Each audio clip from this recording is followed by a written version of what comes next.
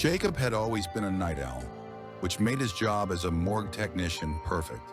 Quiet, predictable, and devoid of human interaction, just the way he liked it. The county morgue was a squat, featureless building on the edge of the city, surrounded by cracked asphalt and flickering streetlights. It was the kind of place most people avoided, and Jacob liked that too. The night started like any other.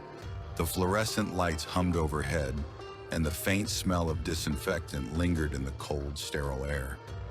Jacob sipped his coffee as he leaned over the desk in the small office, scrolling mindlessly through his phone. The bodies in the refrigerated drawers behind him were silent witnesses to his solitude.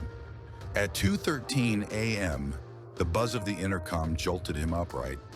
"Delivery!" crackled a voice, low and distorted by static. Jacob frowned. There weren't supposed to be any deliveries tonight. Still, it wasn't uncommon for hospitals or police to drop off bodies at odd hours without warning. He pushed his chair back with a sigh and headed to the loading dock. The night air was colder than he expected, stinging his face as he stepped outside. A white van idled at the dock, its headlights cutting through the fog that had rolled in off the bay. The driver, a wiry man with a shadowy face obscured by a baseball cap, waved him over.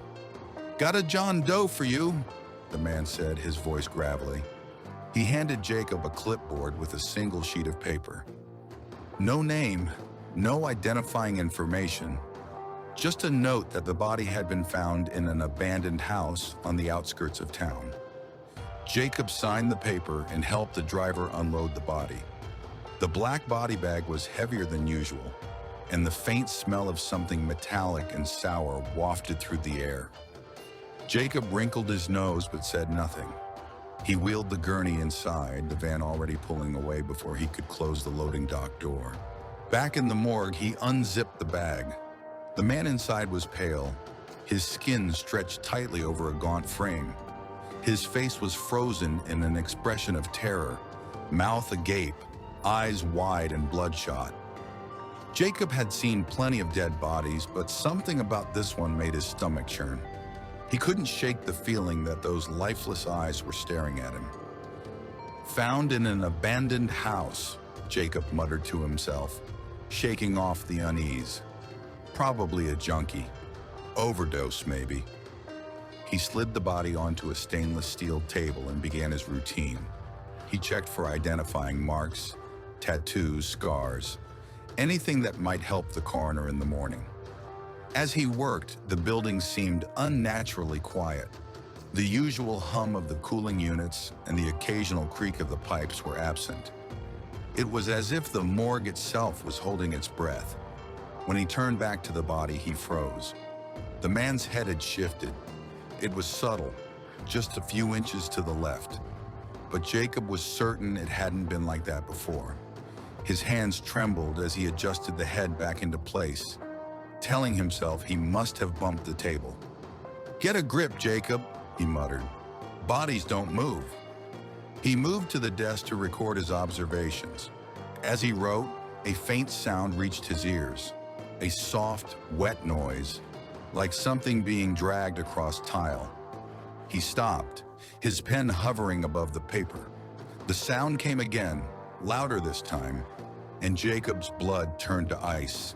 Slowly, he turned toward the table. The body was gone. The air in the room grew thick and heavy, pressing down on him like a physical weight. His eyes darted around the room, searching for any sign of the corpse. The door to the refrigerated drawers was ajar, swinging gently as if someone, or something, had passed through. "Hello," Jacob called out, his voice trembling.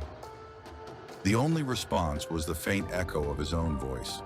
He grabbed a flashlight from the desk and approached the drawers.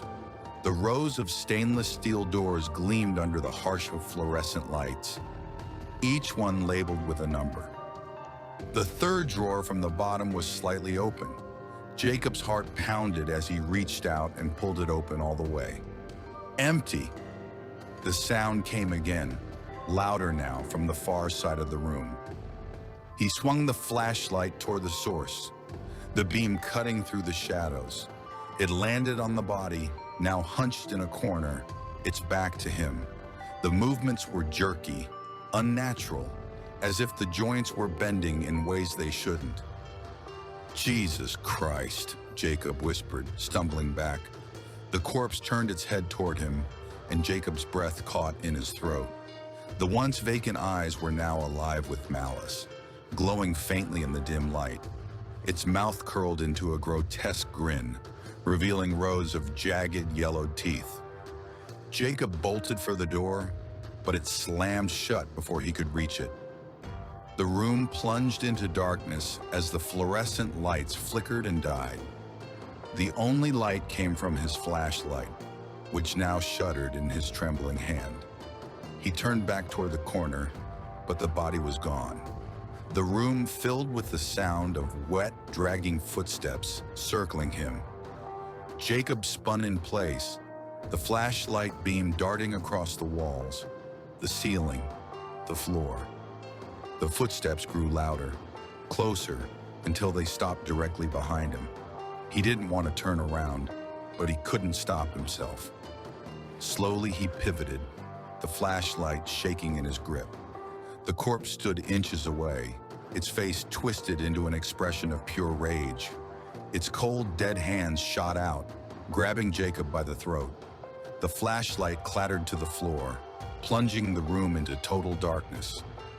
Jacob's screams echoed through the morgue, then abruptly stopped. The next morning, the coroner arrived to find the morgue eerily silent. Jacob was nowhere to be seen. The only sign that he had ever been there was the overturned chair at his desk and the faint smell of something metallic and sour in the air. In the corner of the room, one of the refrigerated drawers was slightly ajar. Inside was a body, a gaunt man with pale skin and wide, bloodshot eyes. But now there were two bodies in the drawer, and one of them was Jacob.